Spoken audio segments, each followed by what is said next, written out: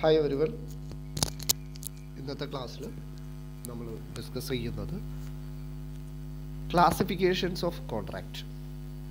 നമ്മൾ കഴിഞ്ഞ ക്ലാസ്സിൽ essential elements of valid contract എന്നുള്ളത് പഠിച്ചിട്ടുണ്ടായിരുന്നു.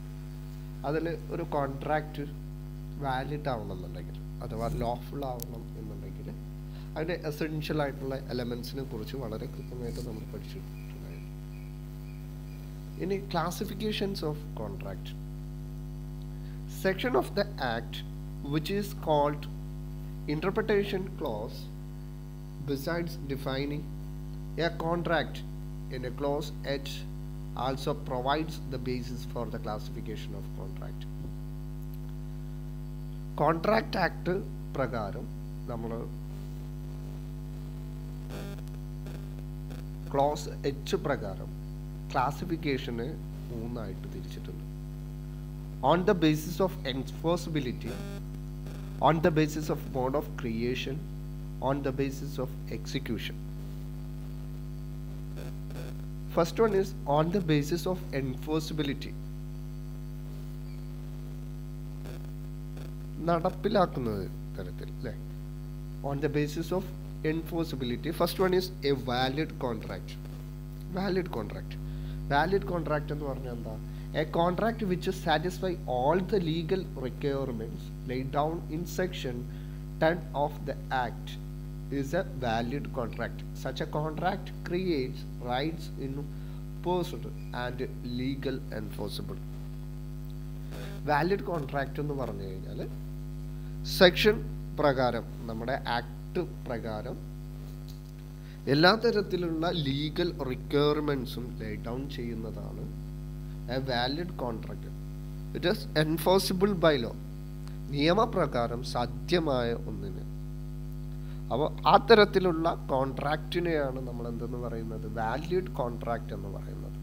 അവിടെ നമ്മുടെ ഒബ്ജക്റ്റ്, നമ്മൾ എന്തിനു വേണ്ടിയിട്ടാണോ കരാറിൽ ഏർപ്പെടുന്നത് അത് നീതിയുക്തമായിരിക്കണം, അല്ലെങ്കിൽ നീതിക്ക് ഉരക്കാത്തത് ആയിരിക്കരുത്.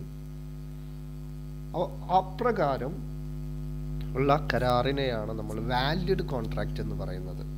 Second one is void agreement. എന്താണ് void agreement? Section 2G defines it as an agreement not enforceable by law is said to be void.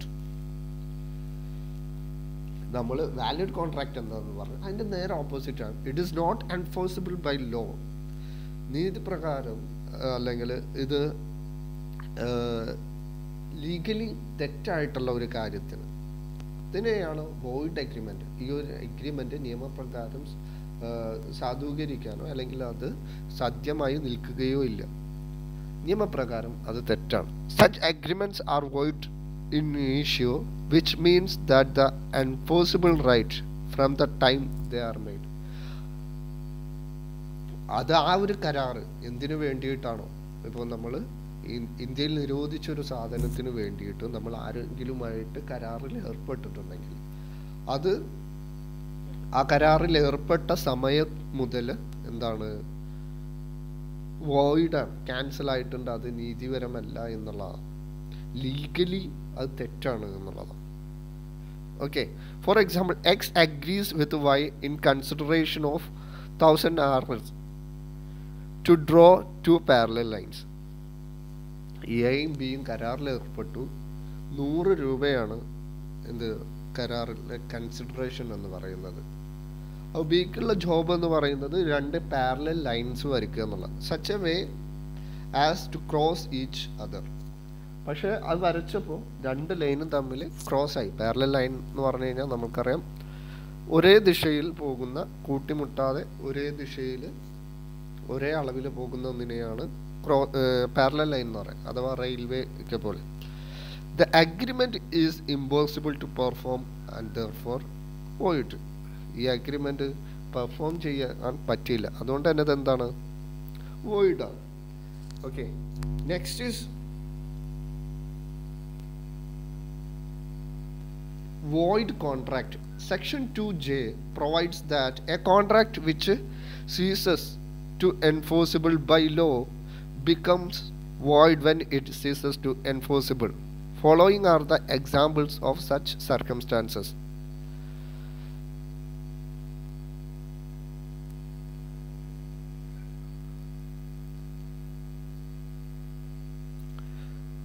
A agrees to sell 1,000 tons of wheat to B Rs 500 per ton in his ship reaches the port safely by 15th February.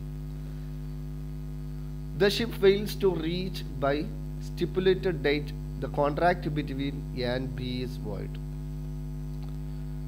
Void contract എന്ന് പറഞ്ഞു കഴിഞ്ഞാൽ ഇപ്പോൾ രണ്ട് പേര് തമ്മിൽ കരാറിൽ ഏർപ്പെടുകയാണ്. ഇപ്പോൾ നമ്മൾ പറഞ്ഞ എക്സാമ്പിൾ പ്രകാരം എ 1000 ടണ്ണ് വീറ്റ് ബിക്ക് വിൽക്കാനായിട്ട് തീരുമാനിച്ചു, പെർ ടണ്ണിന് 500 രൂപ വെച്ചിട്ട്. പക്ഷെ ആ കരാറിൽ പറയുന്നത് ഫെബ്രുവരി 15th ഷിപ്പ് പോർട്ടിൽ അടക്കും എന്നുള്ളതാണ്. പക്ഷെ ഈ ഡേറ്റിൽ വ്യത്യാസമാണ്. The ship fails to reach by the stipulated date. പ്രതീക്ഷിച്ച ഡേറ്റിൽ ഷിപ്പ് എത്തിയില്ല. അപ്പം എന്താണ്? The contract between A and B is void.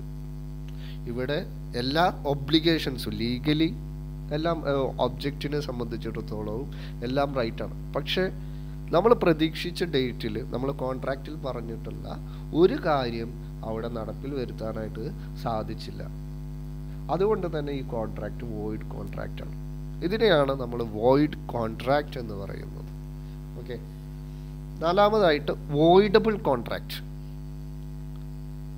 Voidable contract means according to section 2J, an agreement which is enforceable by law at the option of one or more of the parties thereto, but not the option of other or others, is voidable. അഥവാ ഒരു എക്സാമ്പിളിലൂടെ ഇത് പറഞ്ഞു കഴിഞ്ഞാൽ, A threatens to kill B if he does not give him loan for 50,000 for 25 years. A എന്ന് പറയുന്ന വ്യക്തി ബിയോട് ഒരുപാടായിട്ട് loan ചോദിക്കുന്നു, പക്ഷെ ലോണ് കൊടുക്കുന്നില്ല. അങ്ങനെ എ എന്ത് ചെയ്യുന്നു? അവരെ ഭീഷണിപ്പെടുത്താണ്. A threatens B to kill, കൊല്ലുമെന്ന് ഭീഷണിപ്പെടുത്തുകയാണ്. എന്തിനു വേണ്ടിയിട്ടാണ്? ലോണിന് വേണ്ടിയിട്ട്. 25 വർഷത്തേക്ക് 50,000 റുപ്പീസിന്റെ ലോണിന് വേണ്ടിയിട്ടാണ് അദ്ദേഹം. ഈ ഭീഷണിയുടെ പേരിൽ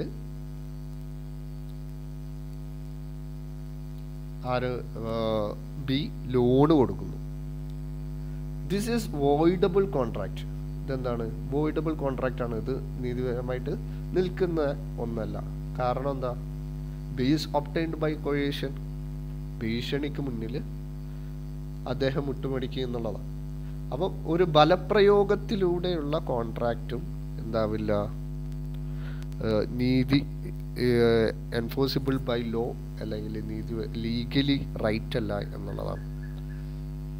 അപ്പോൾ വോയിഡബിൾ കോൺട്രാക്റ്റ് എന്ന് പറഞ്ഞു കഴിഞ്ഞാൽ ഏതെങ്കിലും ഒരു പാർട്ടി മറ്റൊരു പാർട്ടിയുടെ ഭീഷണിക്കോ ബലപ്രയോഗത്തിനോ അതിലൂടെ ഒരു കോൺട്രാക്റ്റിൽ ഏർപ്പെട്ട് കഴിഞ്ഞാൽ അല്ലെങ്കിൽ എന്തെങ്കിലും ചെയ്യാൻ ഉദ്ദേശിച്ചാൽ അത് വോയിഡബിൾ കോൺട്രാക്റ്റ് ആണ് എന്നുള്ളതാണ്. Next is illegal agreement. An agreement which is either prohibited by law or otherwise against policy of law in an legal agreement. Such agreement is multi and void to be in ad initio. Illegal agreement എന്ന് പറഞ്ഞു കഴിഞ്ഞാൽ legally അല്ലാത്ത എഗ്രിമെന്റുകൾ, അത് നമ്മുടെ lock എതിരാവട്ടെ ആവുന്ന അല്ലെങ്കിൽ against the policy of law, ഇതിനെതിരാകുന്ന എല്ലാ തരത്തിലുള്ള എഗ്രിമെന്റുകളും ഇല്ലീഗൽ എഗ്രിമെന്റ് ആണ് എന്നുള്ളതാണ്. ഇത് അതിന്റെ തുടക്കത്തിൽ തന്നെ തുടക്കത്തിൽ തന്നെ അതെന്താണ്? വോയിഡ് എഗ്രിമെന്റ് ആയിട്ട് മാറുന്നു. അഞ്ചാമതായിട്ട് എൻഫോഴ്സിബിൾ ബൈ ലോ. ആറാമതായിട്ട് enforceable by law, unenforceable by law. Unenforceable contract is that which is valid and enforceable. വാലിഡും ആണ്, പക്ഷെ എൻഫോഴ്സിബിൾ ആണ്. But for certain technical defects such as want of proof, expiry of the period within which enforceable, absence of writing, registration, attestation, insufficient stamp, etc., it become unenforceable.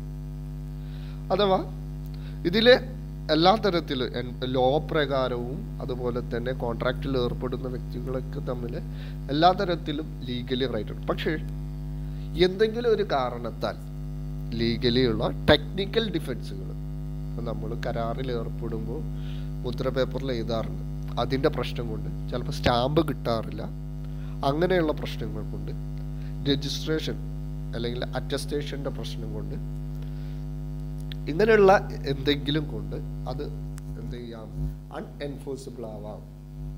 If a document embodying a contract is unstamped, the contract is unenforceable. But if the request stamp is affixed, if the contract become lawful. അഥവാ കോൺട്രാക്റ്റിൽ ഏർപ്പെടുന്ന രണ്ട് വ്യക്തികളിൽ നിന്ന് ഏതെങ്കിലും ഒരു വ്യക്തി stamped ആയിട്ടുള്ള document submit ചെയ്തിട്ടില്ലെങ്കിൽ അത് എൻഫോഴ്സിബിൾ ആവും. പക്ഷേ പിന്നീട് അത് സ്റ്റാമ്പ് ചെയ്ത് വീണ്ടും കരാറിൽ ഏർപ്പെടാവുന്നതേ ഉള്ളൂ. ഇതാണ്, ഇത്രയും ക്ലാസിഫിക്കേഷൻസ് ആണ് നമ്മൾ ഓൺ ദ ബേസിസ് ഓഫ് എൻഫോഴ്സിബിലിറ്റിയിൽ വരുന്നത്. 6 ആണ് നമ്മൾ പറഞ്ഞത്. Valid contract, void agreement, void contract, illegal agreement, unenforceable contract. നമ്മുടെ എക്സാമ്പുകളിൽ തേർഡ് സെമസ്റ്ററിൻ്റെ എക്സാമ്പിൾ ഈ ബിസിനസ് റെഗുലേഷനിൽ സ്ഥിരമായിട്ട് ചോദിച്ചു വരാറുള്ള ക്ലാസിഫിക്കേഷൻസ് ഓഫ് കോൺട്രാക്റ്റ്, അല്ലെങ്കിൽ ഇതിലുള്ള കോൺട്രാക്റ്റുകളെ കുറിച്ച് കൃത്യമായിട്ട് ഇതുവരെയായിട്ട് ഒരു ക്വസ്റ്റ്യൻ പേപ്പർ പോലും ഇത് ചോദിക്കാതെ കടന്നു പോയിട്ടില്ല എന്നുള്ളതാണ്. On the basis of mode of creation, രണ്ടാമതായിട്ട് പറയുന്നത് on the basis of mode of creation. On the basis of mode of ക്രിയേഷനും 3 എണ്ണമായിട്ട് തിരിച്ചിട്ടുണ്ട്. Express contract, implied contract and quasi contract. എന്താണ് express contract? And express contract is that which is made in writing or by the words of mouth. നമ്മൾ കോൺട്രാക്റ്റിൽ ഏർപ്പെടുന്നത് എഴുതിക്കൊണ്ടോ അല്ലെങ്കിൽ through mouth പറഞ്ഞുകൊണ്ടോ ആണെങ്കിൽ ഇതിനെയാണ് എക്സ്പ്രസ് കോൺട്രാക്റ്റ് എന്ന് പറയുന്നത്. അപ്പോൾ 2 പേര് കരാറിൽ ഏർപ്പെടുന്നു. ഒരാൾ മൗത്തിലൂടെ പറയുന്നു, ഞാൻ നിനക്ക് ഇന്ന സാധനം ഇത്ര രൂപയ്ക്ക് വിൽക്കാമെന്ന്. അപ്പോൾ അടുത്ത ആൾ എന്ത് പറയുന്നു? അതായത് എ പറയുന്നു കാറ് 50,000 രൂപയ്ക്ക് നിനക്ക് വിൽക്കാമെന്ന്. ബി വാട്സാപ്പിലൂടെ മെസ്സേജ് അയക്കുന്നു,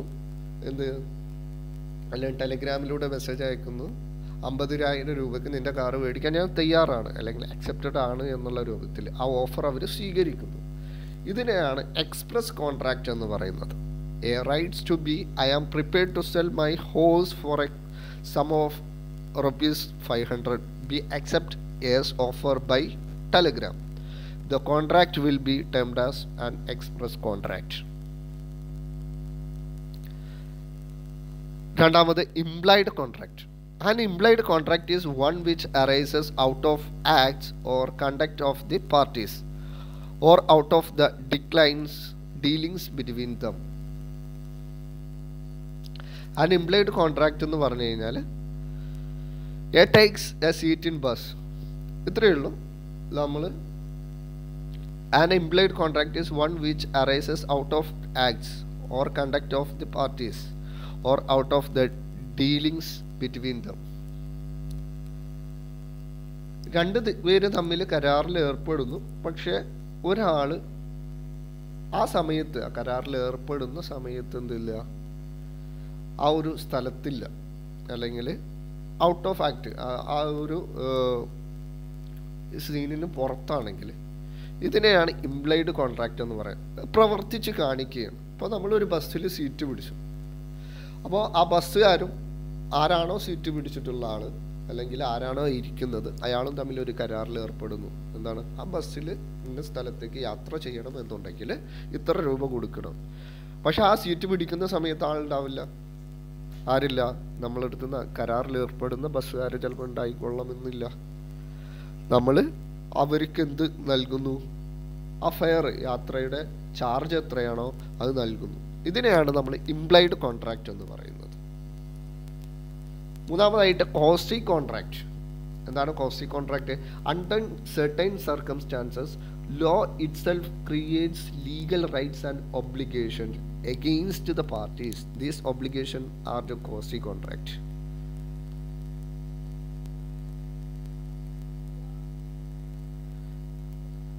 A is entitled to അഥവാ certain circumstances law itself creates legal rights and obligations against the parties. These obligations are known as quasi contract. മൂന്നാമതായിട്ട് classification on the basis of execution. Executed contract. When a contract has been completely performed, it is termed as executed contract. It is a contract where under the terms of a contract nothing remains to be done by either party.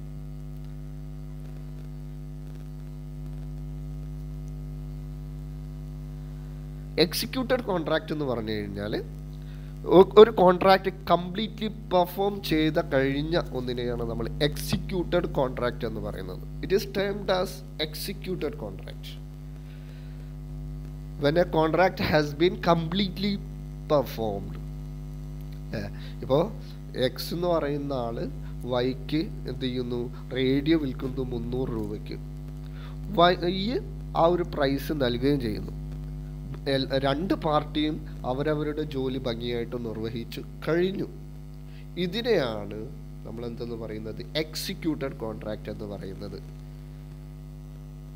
B, executory contract where one or both the parties to the contract have still to perform their obligation in future. The contract is termed as executory contract. When where one or both the parties to the contract have still performed their obligation in future, the contract is termed as executory contract.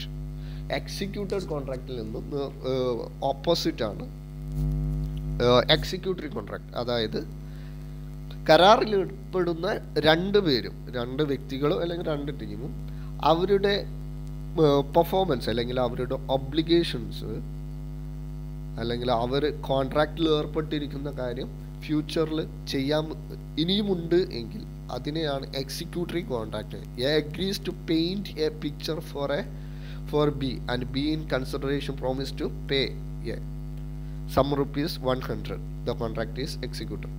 A എന്ന് പറയുന്ന അല്ലെങ്കിൽ A എന്ന് പറയുന്ന ആള് ബിക്ക് ഒരു picture വരച്ചു കൊടുക്കാമെന്ന് ഏറ്റു. ബി അതിന് വേണ്ടിയിട്ട് 100 രൂപ കൊടുക്കാമെന്നുള്ളത്. ഇവിടെ എ പിക്ചർ വരച്ചിട്ടുമില്ല, ബി ക്യാഷ് കൊടുത്തിട്ടില്ല. രണ്ടുപേരും അവരുടെ പ്രോമിസ് അല്ലെങ്കിൽ അവരുടെ ഒബ്ലിഗേഷൻ പെർഫോം ചെയ്യാനായിട്ട് നിൽക്കുന്നതേ ഉള്ളൂ. ഇതിനെയാണ് എക്സിക്യൂട്ടറി കോൺട്രാക്റ്റ് എന്ന് പറയുന്നത്. Third one is unilateral contract. A unilateral contract is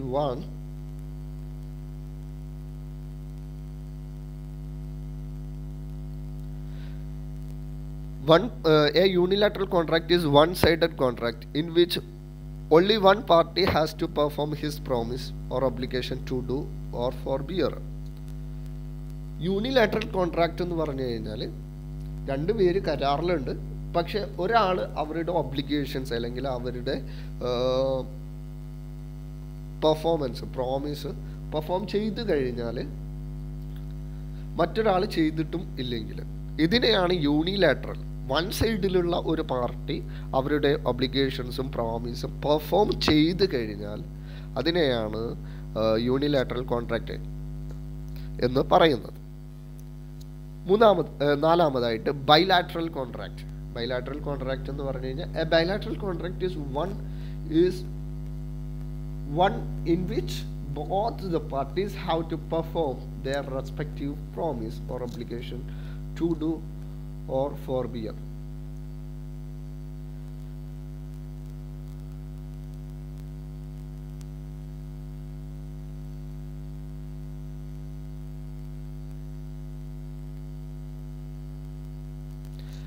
bilateral contract എന്ന് പറഞ്ഞു കഴിഞ്ഞാൽ കരാറിൽ ഏർപ്പെട്ടിരിക്കുന്ന രണ്ടുപേരും ഒരു ഡേറ്റിൽ, ഒരു പ്രത്യേക ഡേറ്റിൽ അല്ലെങ്കിൽ ഒരു ടൈമിൽ പ്രോമിസ് ചെയ്യാണ്, ഈ ഒരു സമയത്ത് ഞാൻ എൻ്റെ പ്രോമിസോ അല്ലെങ്കിൽ ഓബ്ലിഗേഷനും പെർഫോം ചെയ്യും എന്ന് കരാറിൽ ഏർപ്പെടുന്നതിനെയാണ് ബൈലാറ്ററൽ കോൺട്രാക്റ്റ് എന്ന് പറയുന്നത്. ഇപ്പോൾ നമ്മൾ വാഹനങ്ങളൊക്കെ വിൽക്കുമ്പോൾ നമ്മൾ പറയാറുണ്ട്, ഞാൻ അടുത്ത മാസം 15-ാം തീയതി വാഹനം കൈമാറും. അപ്പോൾ ആരാണോ മേടിക്കുന്നത് അയാൾ നമ്മളോട് തിരിച്ചും പറയും, ആ വണ്ടി വാങ്ങിക്കുന്ന ദിവസം ഞാൻ നിങ്ങൾക്ക് ഇതിൻ്റെ ക്യാഷും നൽകും.